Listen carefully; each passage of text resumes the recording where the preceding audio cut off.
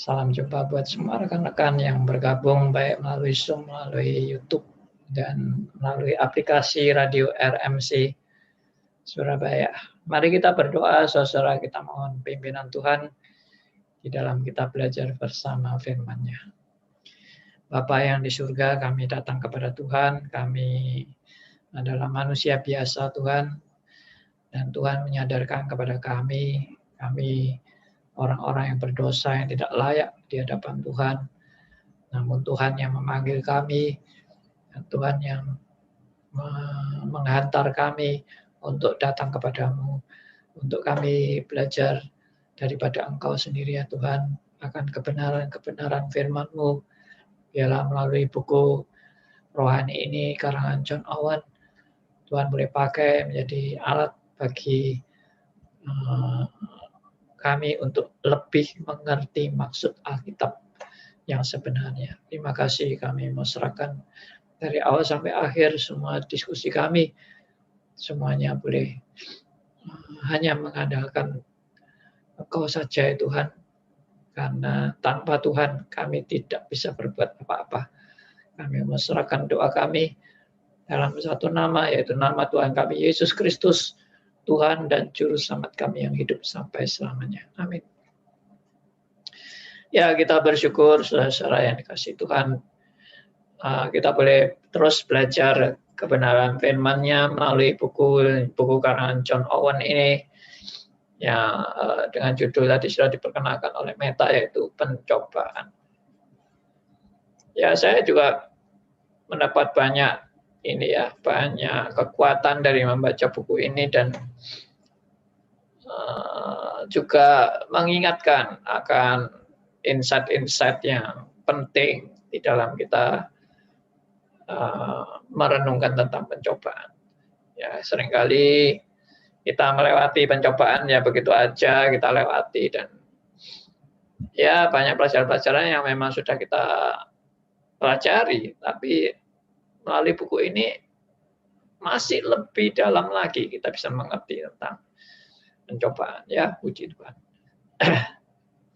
Kadang-kadang kita ini sudah merasa, saya sudah tahu, saya sudah cukup mengerti, saya tidak perlu membaca lagi atau mendengar lagi kebenaran firman-Nya yang membahas ini, saya sudah ngerti semuanya, saya sudah tahu semuanya.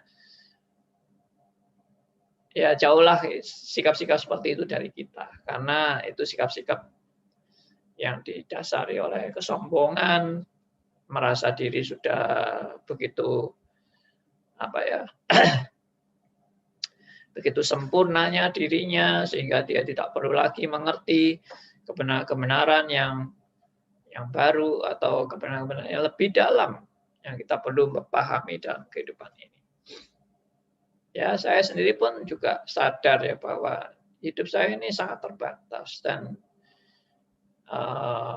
saya tetap tidak boleh berhenti untuk belajar. Ya, saya harus terus-menerus belajar. Dan yang namanya belajar itu bukan hanya belajar menurut selera saya. Kadang-kadang orang tuh mau pilih-pilih belajar yang menurut selera. Ya, selera saya apa? Selera saya itu membahas hal-hal yang tentang kasih saja. Tidak mau membahas tentang pengajaran. Yang penting itu kasih, pengajaran itu tidak penting. Nah, nggak bisa itu. Ya, kita belajar itu bukan masalah selera atau enggak selera. Kita belajar itu spiritnya adalah merindukan kebenaran.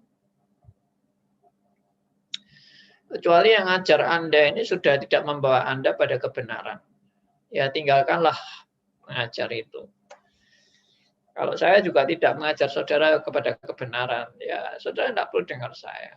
Karena apa yang saya katakan tidak ada gunanya sama sekali, dan tidak membawa Anda kepada kebenaran. Saya bukan lalu mengatakan saya yang hebat dan saya yang berjasa membawa Anda kepada kebenaran, juga tidak. Saya ini hanya satu alat saja yang dipakai Tuhan. Dan menjadi alat Tuhan itu pun juga anugerah Tuhan. Itu bukan karena kehebatan, itu bukan karena kecerdasan atau karena bisa berjasa kepada Tuhan, sama sekali tidak. Kita ini makhluk yang amat sangat lemah dan tidak berdaya apa-apa. Ya, saya sudah uraikan itu minggu lalu tentang bagaimana kita benar-benar bergantung hanya kepada Tuhan. Oke, kita lanjut aja dengan bahan yang selanjutnya tentang pencobaan ini.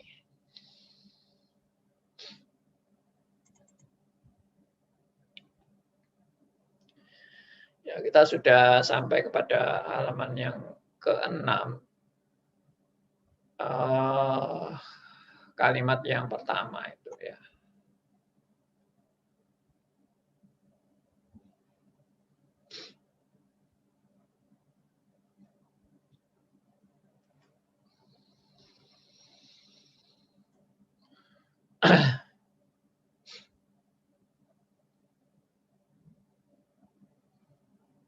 Nah ini.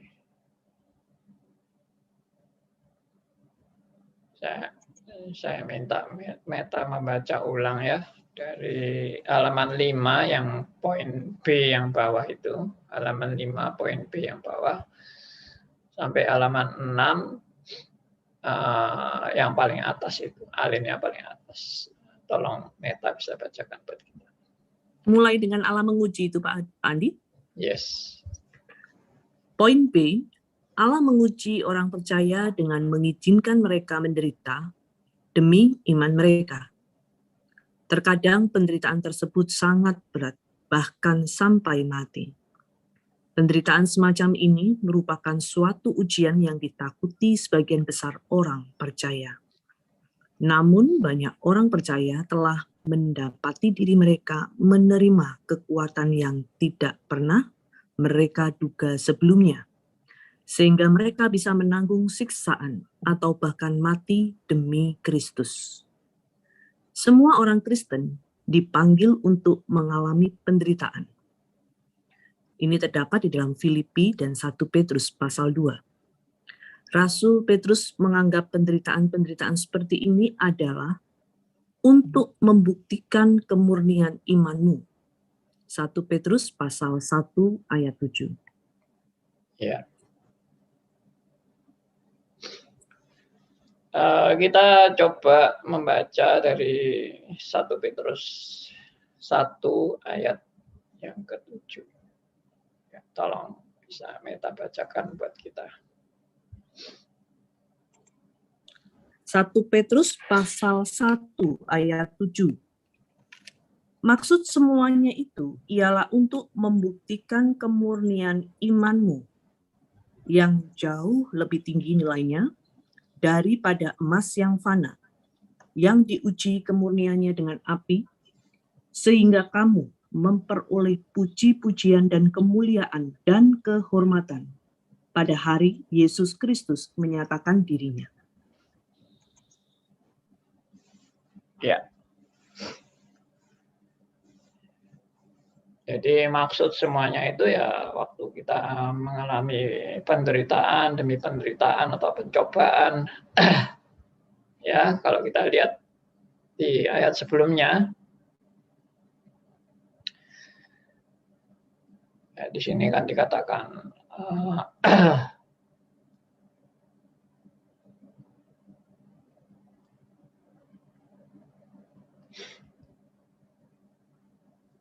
di ayat yang ke-6 ya, bergembiralah akan hal itu, yaitu menerima anugerah-anugerah yang datang dari Allah itu. Bergembiralah akan hal itu, sekalipun sekarang ini kamu seketika harus berduka cita oleh berbagai pencobaan. Nah ini yang ayat yang mungkin nggak disukai dan tidak atau hampir nggak mau dibaca oleh banyak orang. Ya, suruh bergembira, tapi gembiranya kok aneh, gitu. Gembira tapi sekalipun sekarang ini kamu seketika harus berduka cita oleh berbagai-bagai pencobaan. Ya, nggak suka kan? Kita malam ini kan nggak suka. Kita sukanya ya hidup itu tanpa pencobaan. Hidup itu lancar-lancar, hidup itu mulus, hidup itu sukses, hidup itu berhasil, ya hidup itu tidak ada hambatan, tidak ada kesulitan, tidak ada masalah, tidak ada problem, tidak ada musibah, tidak ada sakit penyakit, ya tidak ada kerugian, tidak ada kegagalan, semua penuh dengan kesuksesan, ya kemakmuran, ya kelimpahan, ya itulah yang biasanya pada umumnya orang sangat senangi. Kalau dengar-dengar seperti ini tentang penderitaan, tentang pencobaan, tentang duka cita, bahkan tentang kematian, wah jangan. Itu saya nggak suka. Dan kalau tetap mau bicara seperti itu ya saya nggak mau dengar. Dan ya memang nggak laku. Ya kita bicara kayak gini ini nggak laku. Ya. Tapi kalau bicara soal bagaimana Tuhan memberkati kita, kalau kita taat kepada Dia, ya berkat Tuhan akan berkelimpahan, ya akan dicurahkan dari langit, ya dengan luar biasa. Saudara akan mengalami sukacita dan saudara akan dijauhkan dari segala penderitaan. Saudara akan mengalami kesuksesan yang luar biasa. Wah, itu akan viral atau akan laris pasti. Kunci-kunci kesuksesan. Kunci-kunci untuk Anda mendapat berkat yang berkelimpahan daripada Tuhan. Ya, kunci untuk hidup Anda benar-benar sukses dan tidak pernah gagal. Nah, itu yang dicari orang. Tapi kalau seperti ini, ya bergembiralah.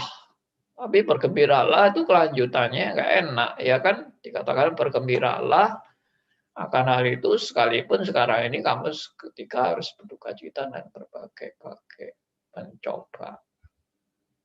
Nggak enak ini. Ya ini kalimat yang nggak enak. Saya share ayatnya ini. Ya, bergembiralah. Ayat 6 ini. 1 Petrus 1 ayat 6. Bergembiralah akan hal itu.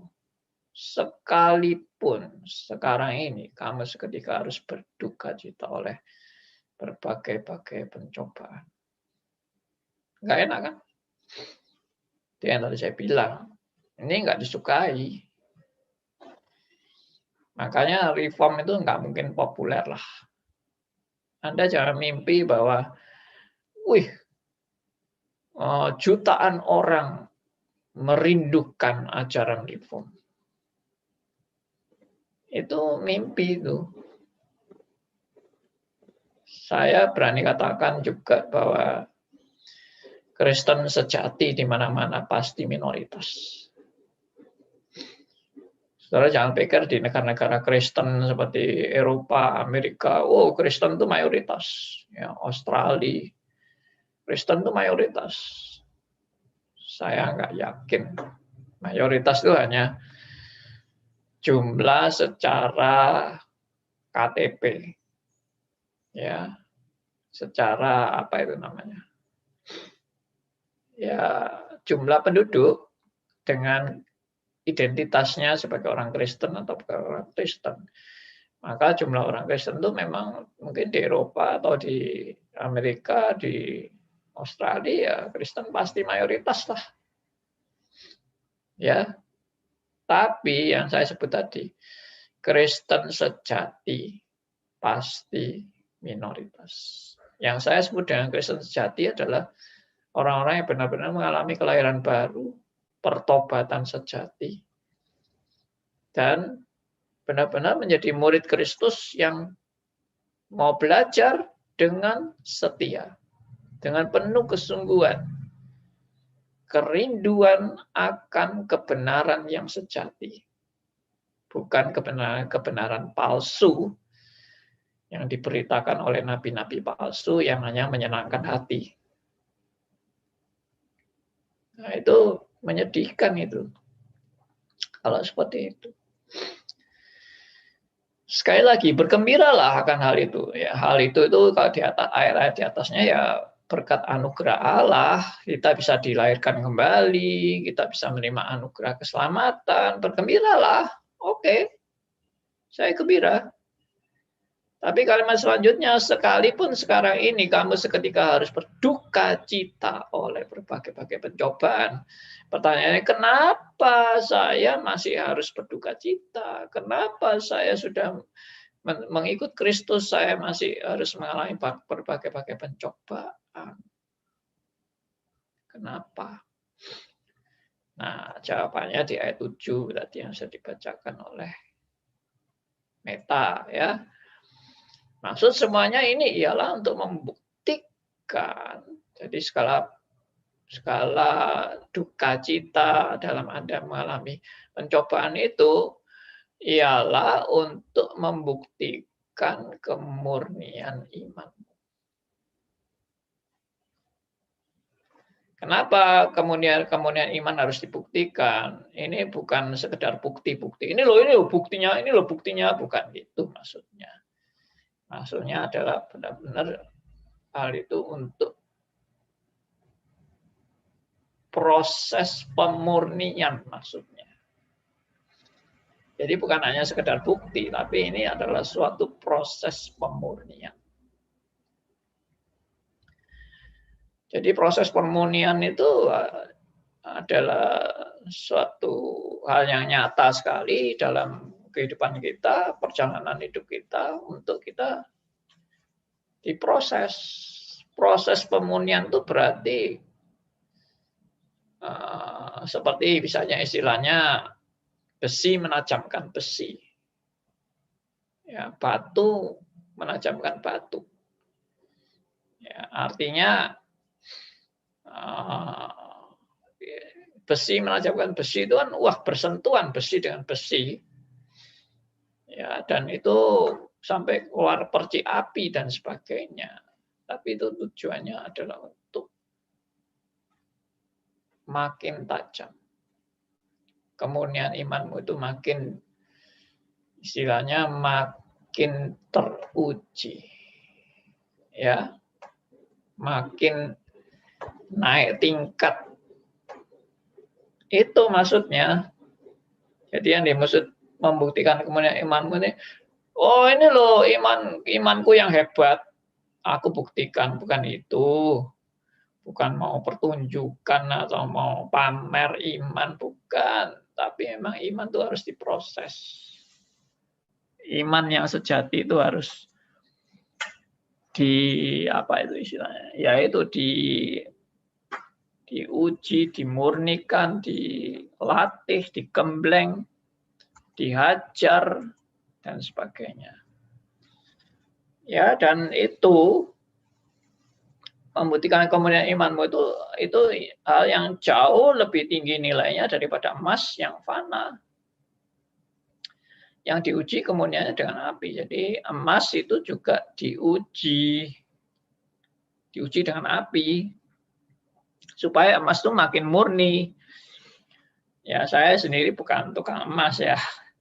Saya nggak tahu sebenarnya bagaimana memproses emas itu sampai benar-benar bisa murni. Tapi memang pada umumnya kalau saya lihat sih dari cerita-cerita orang itu, emas itu makin dipanasin makin murni. Ya. Untuk membuktikan pemurnian emas itu harus dipanasin justru. Ya, oke lah, itu sederhananya. Proses yang detailnya saya nggak tahu persis bagaimana memproses emas itu. Ya, dikatakan jauh lebih tinggi daripada emas yang fana, yang diuji kemurniannya dengan api. Sehingga kamu memperoleh puji-pujian dan kemuliaan dan kehormatan pada hari Yesus Kristus menyatakan dirinya. Ya, ini. Tapi ini bukan seperti nafsu orang duniawi ya. Maksudnya, wah kita ini kepengen puji-pujian. Kita ini kepengen dipuji. Kita ini kepengen dimuliakan. Kita ini kepengen, wah dibesar-besarkan, diagung-agungkan gitu. Wah ini ya nggak benar kalau seperti itu. Ya, berarti Anda itu imannya kayak anak-anak yang anak-anak kalau dipuji kan senang ya. Duh, cek pintere anakku ini. Waduh, langsung kepalanya gede langsung ya. Apa saudara kepengen seperti itu di hadapan Allah? Aduh, imannya anakku kok hebat gini ya, luar biasa loh kamu ini. Waduh, langsung helmnya nggak cukup gitu ya. Enggak seperti itu. Jadi yang dimaksud ini puji-pujian dan kemuliaan dan kehormatan. Ini bukan ambisi duniawi. Ya. Ini bukan ambisi duniawi, bukan antroposentris. Sama sekali tidak. Kalau ini antroposentris, maka itu imannya justru sangat rendah. Ya, ada orang bilang, saya tidak mencari pujian dari manusia. Saya hanya mencari pujian dari Allah. Loh, itu saudara kira kalau gitu itu pasti bagus? Belum tentu. Orang yang cari pujian dari Allah itu bisa, wih sombong amat dia ini. Mencari pujian dari Allah. Pujian dari manusia itu rendah. Saya tidak mau pujian dari manusia yang rendah-rendah itu. Saya hanya mau pujian dari Allah. Oh, berarti dia merasa dirinya yang amat sangat berkualitas, yang bisa memuji dia itu, yang patut memuji dia itu bukan manusia. Yang patut memuji dia itu ya Allah. Oh, hebat nggak orang seperti ini? Oh, hebat sekali tuh. Sampai mencari pujian dari Allah itu. Ya, pujian dari manusia dia rendahkan. Pujian dari Allah baru dia mau terima. Luar biasa. Ya kan? Kalau seperti itu juga namanya nggak beres. Imannya nggak beres. Meskipun ngomongnya, saya tidak mencari pujian manusia.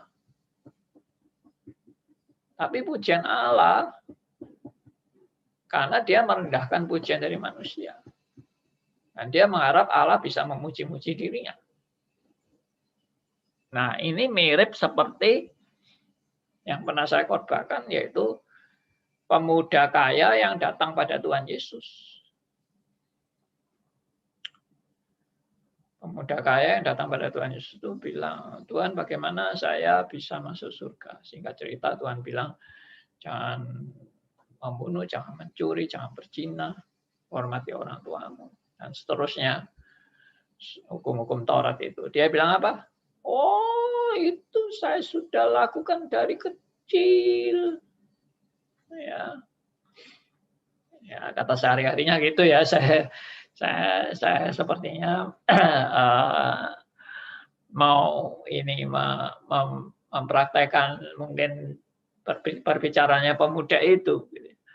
Oh, itu saya sudah dari kecil, Tuhan Yesus, saya sudah lakukan itu. Nah, kira-kira motivasi dia dibalik mengatakan, saya sudah melakukan itu sejak kecil. Kira-kira motivasi dia apa mengatakan itu? Saya yakin cuma satu. Ada yang mau jawab? Motivasinya apa? Ya pasti dia merasa bakal dipuji-puji Tuhan. Yes. Itu Tuhan Yesus, dia harap Tuhan Yesus kalau dengar itu, widuh, ciamik nemen kowe iki. Ya toh. Kamu ini hebat ini, pemuda seperti ini nggak ada di dunia yang saya lihat seperti ini. Nah, itu yang diharapkan. Ternyata Tuhan Yesus tidak memuji. Aduh, ngenes banget, ngenes banget. Ya, Tuhan Yesus tidak memuji. Tuhan Yesus bilang, loh, kalau kamu mau sempurna, nah ini malah dikasih jalan sama Tuhan Yesus. Kalau kamu mau sempurna, jualah seluruh hartamu, berikan pada orang miskin. Ya, ini kata-kata Tuhan Yesus ini hebat sekali ya. Karena kalau cuma suruh jual seluruh hartamu, bisa dimasukkan bank toh hartanya. Sudah dijual, akhirnya didepositokan ya podo ae hartanya ya masih dijual, hartanya ya tetap ada deposito. Tapi enggak, hartanya dijual semua, berikan pada orang miskin, dan ikutlah aku. Langsung apa reaksinya? Langsung dia sedih. Dan dia pergi meninggalkan Tuhan Yesus karena disebut banyak hartanya. Jadi dengan jelas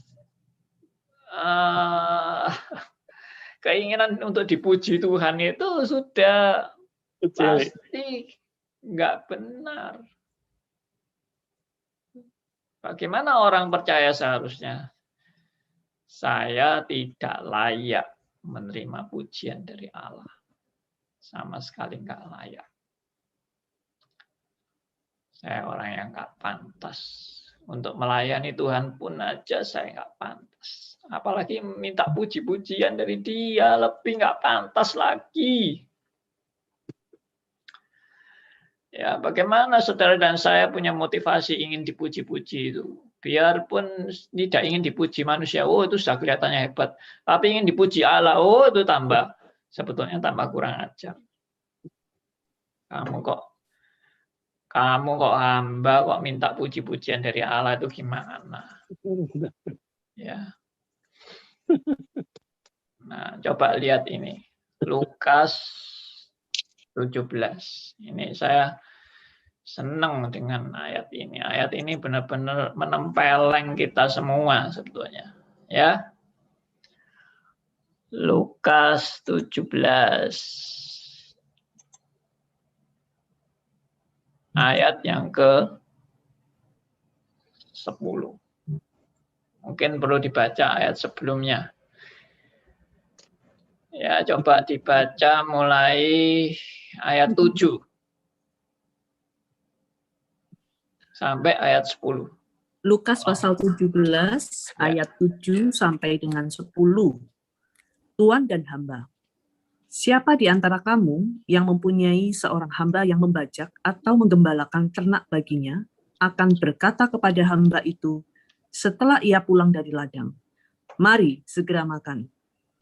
Bukankah sebaliknya ia akan berkata kepada hamba itu, "Sediakanlah makananku, ikatlah pinggangmu dan layanilah aku sampai selesai aku makan dan minum.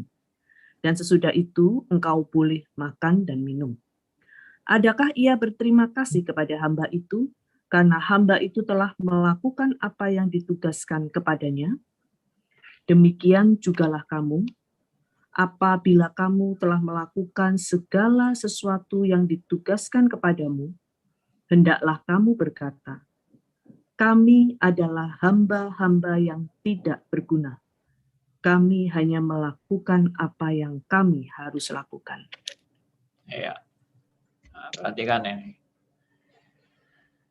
Adakah ayat 9? Adakah ia berterima kasih kepada hamba itu? Karena hamba itu telah melakukan apa yang ditugaskan kepadanya.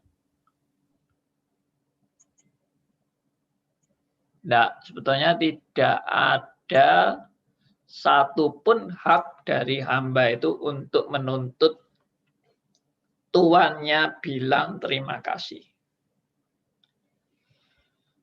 Karena itu kewajiban daripada hamba itu, dan seharusnya karena dia sudah dibeli, ya dia dibeli untuk melakukan tugas-tugas melayani tuannya. Dan apapun perintah tuannya itu harus nurut. Dan kalau dia dipakai oleh tuannya, itu seharusnya yang terima kasih itu dia, bukan tuannya yang terima kasih sama dia. Dia dipakai tuannya itu sudah terima kasih Tuhan masih mau pakai saya. Kenapa? Kalau Tuhan tidak pakai saya sudah mati. Saya sudah dibunuh karena dijual di pasar nggak laku. Jadi kalau tuannya itu mau pakai dia itu anugerah. Anugerah. Makanya orang Kristen itu bisa melayani itu namanya privilege. Hak istimewa, privilege.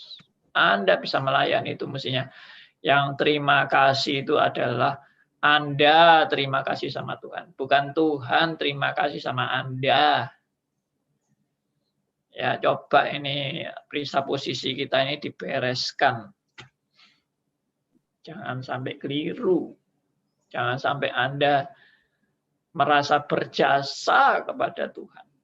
Dengan Anda melayani Tuhan, sudah berbuat ini, berbuat itu, waduh, Tuhan utang sama Anda.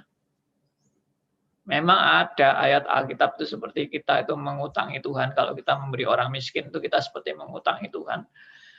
Tapi itu ayat itu harus dibaca secara komprehensif dengan teologi yang benar-benar integrated, yang tepat. Ya mana bisa kita ngutangi Tuhan itu gila bener kan? Kita yang utang sama Tuhan. Wah kacau deh kalau sampai kita ini bisa ngutangi Tuhan. Dan kacau juga kalau sampai kita nuntut Tuhan yang terima kasih sama kita. Ini nilai sudah dibalik-balik, ngaco semua. Ya, oke. Jadi nggak ada kata terima kasih kepada hamba itu dari tuannya, nggak ada.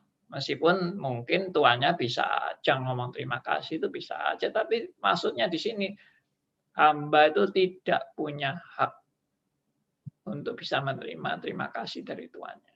Dan apalagi menuntut. Tambah nemen ya kalau menuntut itu. Ayat 10. Demikian jugalah kamu. Ya, kalau kita lihat tadi hamba, sekarang kamu. Apabila kamu telah melakukan segala sesuatu yang ditugaskan kepadamu. Ya. Ya, hendaklah kamu berkata, kami adalah hamba-hamba yang tidak berguna. Ini yang harus saudara dan saya itu mengatakan di hadapan Tuhan kita, di hadapan Allah kita, kami adalah hamba-hamba yang tidak berguna. Kami hanya melakukan apa yang harus kami lakukan. Jelas. Jadi spiritnya adalah kita melayani Tuhan itu adalah hak istimewa yang Tuhan berikan kepada kita. Dan itu adalah namanya kesempatan. Dan itu namanya justru Allah memberi kita ya privilege itu. Privilege. Hak istimewa. Privilege itu diberikan kepada orang yang nggak layak. Anda itu nggak layak terima itu. Tapi Anda diberi privilege. Dan itu namanya juga kata lainnya anugerah. Only by grace. Saya tetap konsisten dengan definisi anugerah. Apa itu definisi anugerah? Anugerah itu adalah pemberian cuma-cuma. Gratis tanpa bayar. Lalu yang kedua, anugerah itu diberikan kepada orang yang tidak layak menerima anugerah itu. Ya, jadi yang pertama gratis, yang kedua diberikan kepada orang yang sama sekali tidak layak menerima anugerah itu. Yang ketiga, anugerah itu diberikan oleh orang yang punya derajat jauh lebih tinggi daripada yang menerima anugerah itu. Jadi kalau sama-sama derajatnya ya aku tidak bisa bilang ini anugerah toh. Misalnya saya memberikan kepada Pak Aryo, Pak Aryo saya berikan anugerah kepadamu. Pikirnya Pak Aryo sopo kamu ini kok kayak ngasih aku anugerah, ya kan?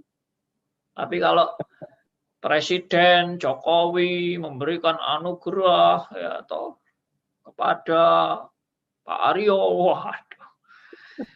Nah, itu baru anugerah, ya toh mungkin aja Pak Aryo masih merasa, oh aku sih lebih lumayan dari presiden. Tapi ini cuma sekedar bergurau aja. Ya, jadi yang ketiga tadi adalah yang memberi anugerah derajatnya jauh lebih tinggi daripada yang menerima anugerah.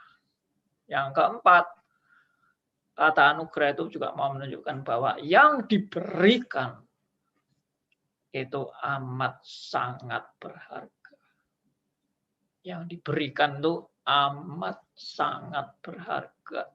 Bukan barang sepele atau barang murahan. Oh, saya mau kasih ballpoint yang harganya Rp3.000 sebagai anugerah ya kepada Meta misalnya. Meta bilang, aduh, ballpoint 3.000 kok namanya anugerah. Ya, gua bisa beli yang lebih mahal dari itu. Wah, itu. Kan gitu. Jadi, anugerah itu apa? Yang diberikan itu amat sangat berharga. Saking berharganya sampai nggak bisa atau tidak mampu diperoleh oleh orang yang menerima anugerah itu dari usahanya sendiri. Ya, saking berharganya anugerah itu tidak mungkin bisa diperoleh oleh orang yang menerima anugerah itu dari usahanya sendiri. Nggak mungkin. Baru itu namanya anugerah. Kalau masih bisa dibeli oleh orang yang bersangkutan, ya itu namanya bukan anugerah lah. Aku bisa beli sendiri kok. Apalagi tadi ilustrasi bisa beli yang lebih bagus dari barang yang dikasihkan saya yang katanya anugerah ini. Ya nggak cocok kan? Oke. Jadi dengan demikian sama sekali nggak benar kalau saudara dan saya ini menuntut terima kasih yang dari Tuhan untuk harga diri saya atau kehebatan saya. Ya, kalau begitu kembali lagi kepada ayat yang tadi ya, yaitu 1 Petrus 1 ayat 7. Jadi apa ini maksudnya? Sehingga kamu memperoleh puji-pujian dan kemuliaan dan kehormatan pada hari Yesus Kristus yang menyatakan dirinya. Ini adalah janji Allah. Ini bukan tuntutan saudara dan saya. Ini bukan tuntutan saudara dan saya, dan ini bukan ambisi saudara dan saya. Ini bukan dasar saudara dan saya untuk mau melayani, untuk minta puji-pujian dari Allah. Sama sekali tidak. Ini adalah janji, istilah janji yang Tuhan berikan kepada anak-anak Tuhan.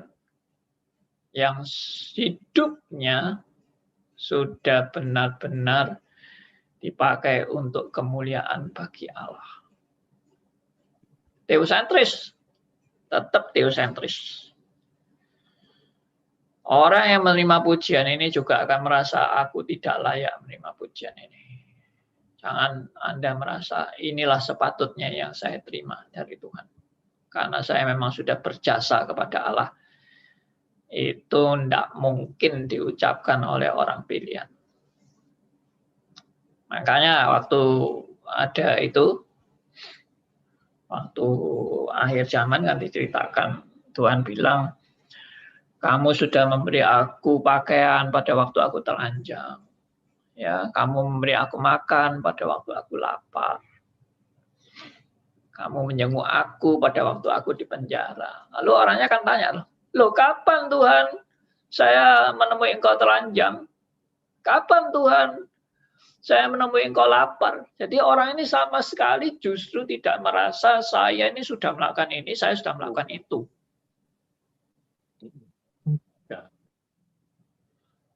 Jadi orang yang mendapat pujian dari Allah justru orang yang tidak pernah merasa saya sudah ini, saya sudah itu.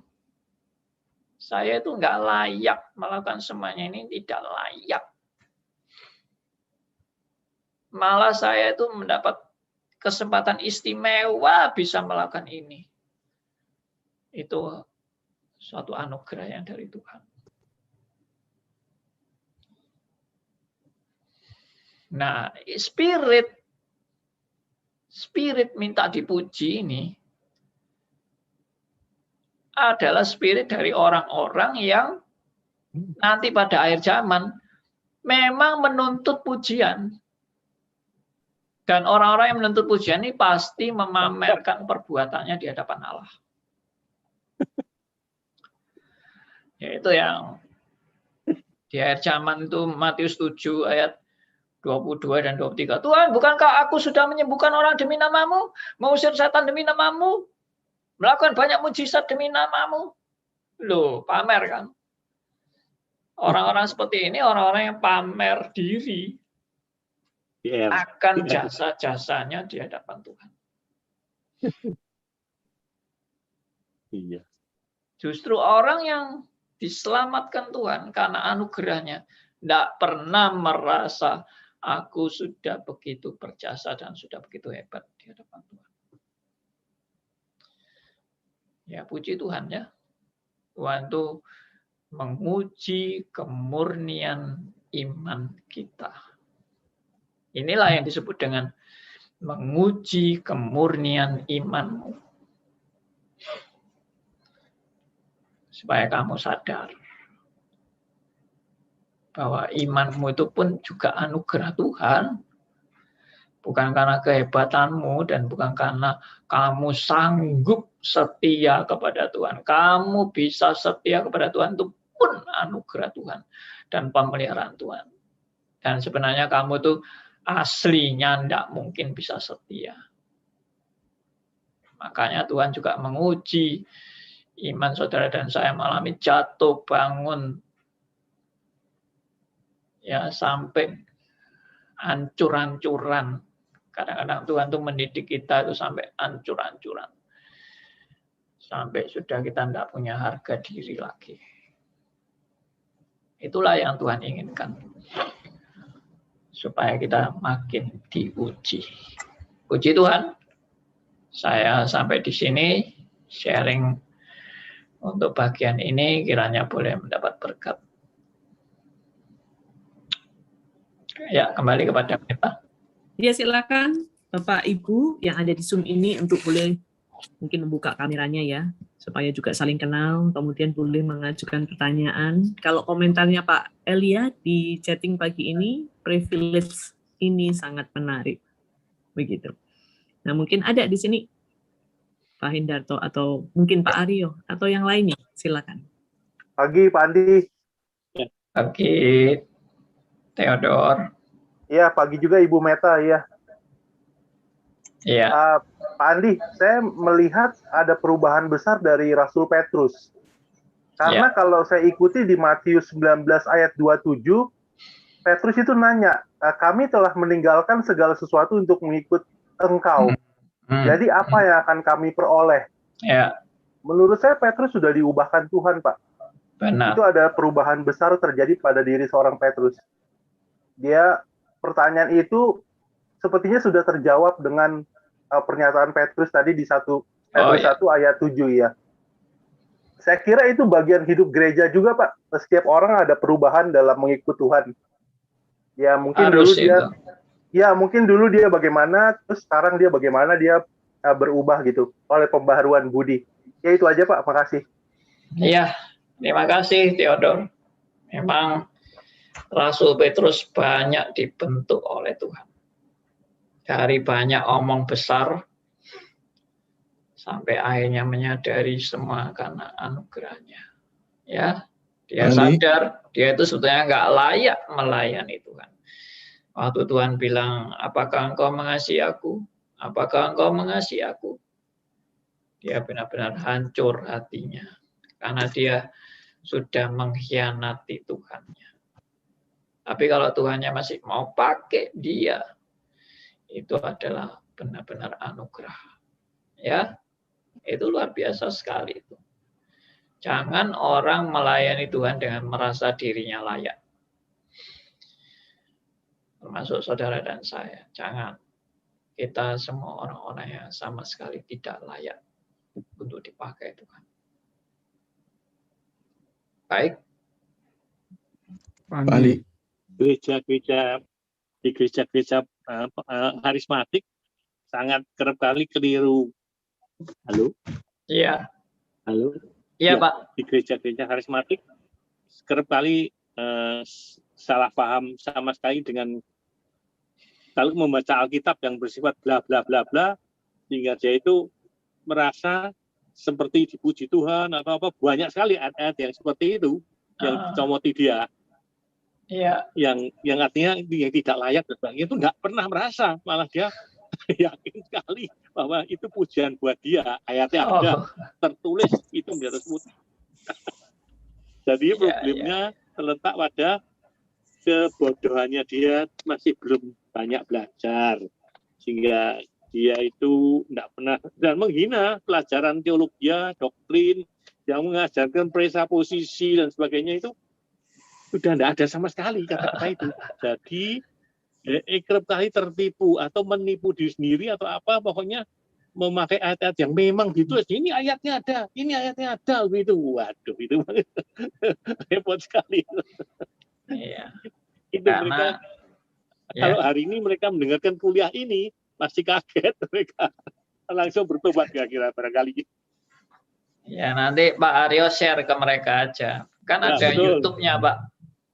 Ya, betul. Ada YouTube-nya, nanti di-share-kan. Iya. GR nemen pokoknya wis ta.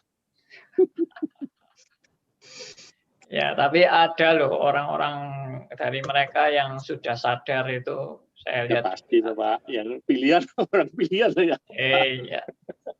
Kita bersyukur ya, dari mereka juga ada orang-orang yang sudah bertobat dan kembali kepada kebenaran. Kalau dia bertobat lebih baik daripada orang GRI mungkin. Iya. Seperti anak yang hilang lawan anak yang masih tetap di rumah bapak itu, anak hilang. Anak sulung. Oke. Ya Pak Andi, pagi ini saya boleh belajar bahwa seorang hamba itu melakukan tugas dari tuannya itu adalah hak malahan, bukan kewajiban mutlak mematuhi perintah dari tuannya. Hak istimewa lagi untuk melakukan tugas panggilannya. Terima kasih Pak Andi atas ajaran pada pagi hari ini. Ya, terima kasih, Tuhan berkati.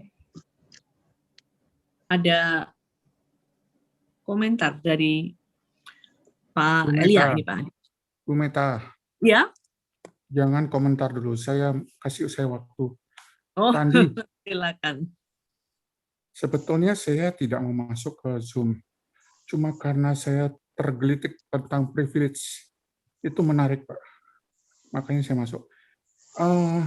Hamba itu sudah kerja keras, tapi disuruh nyediakin makanan untuk tuannya. Wah, itu berat, Pak.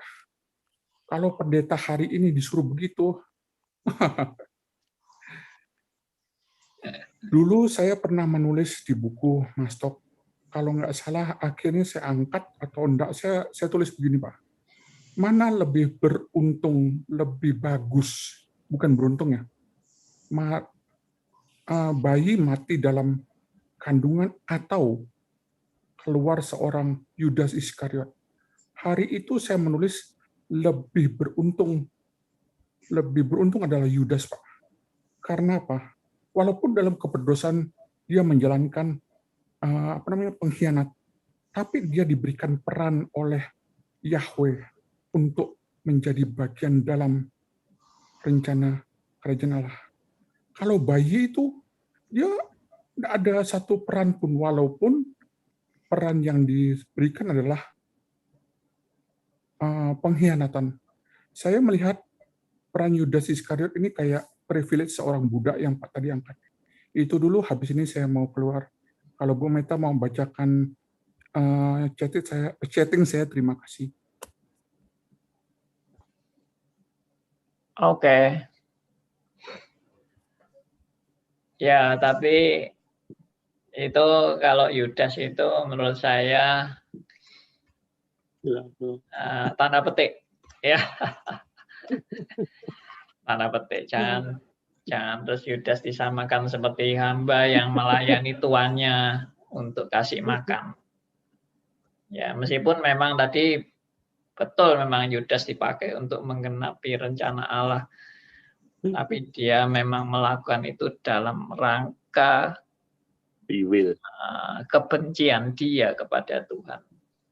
Dan dia merasa Tuhan ini dia sudah salah untuk percaya kepada Tuhan.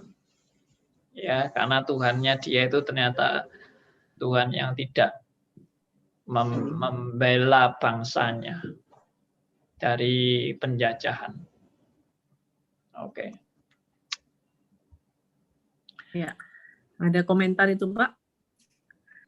Dari Pak Elia, saya sambung, terkadang kita harus undur dari panggung agar kita tidak terjebak dari penderitaan yang lebih besar akan terjadi yang sedang mengintip dari keakuan, tapi masih bisa mengikuti iluminasi yang disampaikan Roh Kudus melalui Pak Andi dengan sarana lain yang bisa melihat virtual acara-acara ini. Penderitaan menahan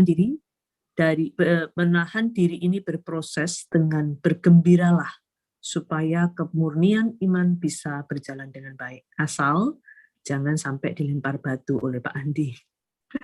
Terima kasih. Dan pertanyaan dari Pak Gunadi ya, yang ada di Balikpapan, apa progressive sanctification masih berlaku untuk orang pilihan? Silakan Pak Andi. Oh, saya enggak tahu apa latar belakang pertanyaan ini. Yang pasti ya progressive sanctification itu enggak pernah berhenti dalam kehidupan orang percaya. Jadi kok pertanyaannya apa progressive sanctification masih berlaku untuk orang percaya, orang pilihan ya memang bukan hanya berlaku tapi enggak pernah lepas daripada orang pilihan selama hidupnya. Ya, oke. Pak Andi, saya boleh satu lagi, Pak? Silakan.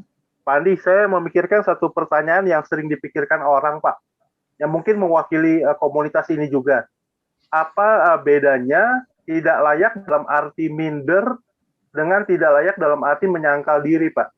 Karena ada juga orang merasa tidak layak, dia minder, Pak. Dia kecil hati. Tapi ada orang ngomong tidak layak, dia karena menyangkal diri. Nah, itu bedanya di mana itu, Pak? Terima kasih, Pak. Baik. Orang yang tidak layak, merasa tidak layak karena minder. Sebetulnya orang minder itu latar belakangnya juga orang sombong juga. Ya. Jadi karena dia takut kalau dia melayani misalnya dipermalukan orang, maka dia tidak mau melayani. Karena mindernya itu. Berarti dia sebetulnya intinya dia kan ingin dipuji juga. Cuma karena dia tidak punya kemampuan, makanya dia jadi minder. Melihat orang-orang yang ada yang lebih hebat dari dia minder. Tapi kalau semua orang mungkin orang-orang di sekitar dia orang-orang goblok, mungkin dia berani untuk tampil. Ya. Dan dia mungkin tampil dengan merasa bangga dengan tampilan dia. Sehingga dia mungkin bisa dipuji-puji orang. Maka baru muncul PD-nya dia.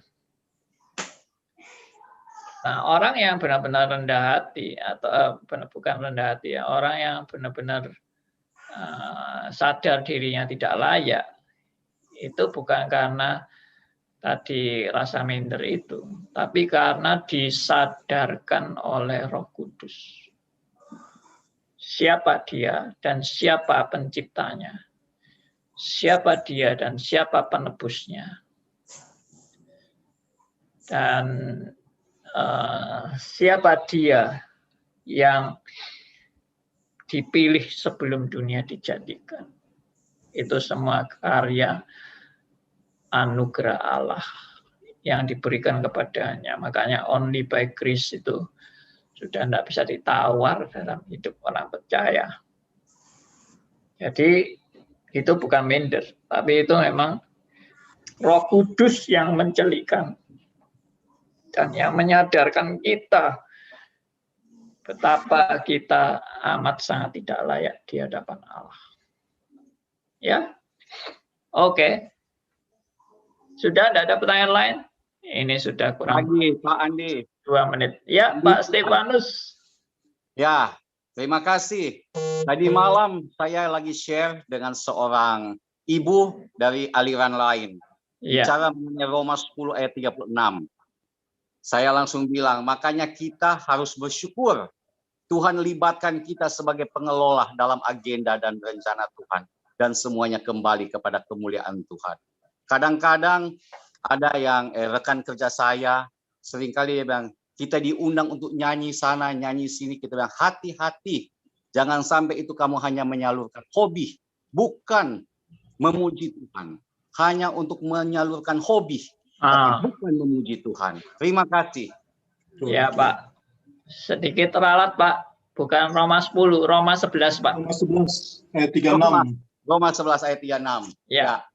Ya, makasih. Terima kasih untuk sharingnya, Pak. Puji Tuhan. Ya. Pak Andi.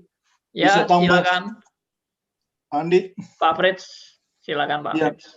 Johan itu pakai. Mau tambah ayat? Oh, Pak bisa Johan. Ya. Iya. Tambah ayat bisa ke Pak Andi? Gini, di Boleh. Yesaya 48 ayat 10. Oh, ya. Tentang Silakan, Pak. pemurnian, Pak Andi. Dibacakan, silakan Pak. Yesaya. Iya. Yesaya 48 ayat 10. Sesungguhnya aku telah memurnikan engkau, namun bukan seperti perak, tetapi aku telah menguji engkau dalam dapur kesengsaraan. Wah, ya. Oke. Bisa, Pak Andi. Terima kasih Makasih, buat Pak. sharing ayatnya. Ya, makasih Pak Andi. Ya. Tuhan Ini sudah berkati. tepat Pak Andi, jam 10. Ya. Oke, kita akan tutup ya Pak Andi ya. Ya. Ya, terima kasih Mari. untuk Bapak yang sudah ini berpartisipasi di dalam acara RMC Today, dan Pak Andi akan menutup kita di dalam doa. Silakan Pak. Ya, saya minta Pak Stefanus ya, boleh pimpin kita dalam doa. Ya, kami satu dalam doa. Kami bersyukur, kami berterima kasih Bapa Tuhan Yesus Roh Kudus atas kasih sayang cintamu kepada kami di pagi ini. Kami boleh belajar bagaimana kami harus mengenal Engkau lebih dalam dan lebih mengerti kehendak-Mu di tengah-tengah dunia yang tidak menentu ini. Terima kasih Bapa. Kami banyak tahu, kami dituntut untuk melakukannya. Tolong kami untuk kami mempunyai hati seorang hamba, hati seorang pelayan, dan kami sadar hidup ini hanya anugerah. Kami terima kasih Engkau mau libatkan kami di dalam rencanamu, di dalam agendamu sebagai pengelola. Biar semuanya untuk kemuliaan bagi nama-Mu. Tuhan, berkati Pak Andi di dalam pelayanan. Pakai Meta juga dalam pelayanan. Berkati mereka, berkati kami semua. Berikan kepada kami hati seorang hamba mau belajar dan diajar. Kami mau bertumbuh untuk mengenal Engkau lebih dalam. Terima kasih semuanya. Di dalam nama Tuhan Yesus Kristus kami berdoa dan bersyukur. Amin. Amin. Amin. Terima kasih. Terima kasih Terima Pak kasih Andi. banyak.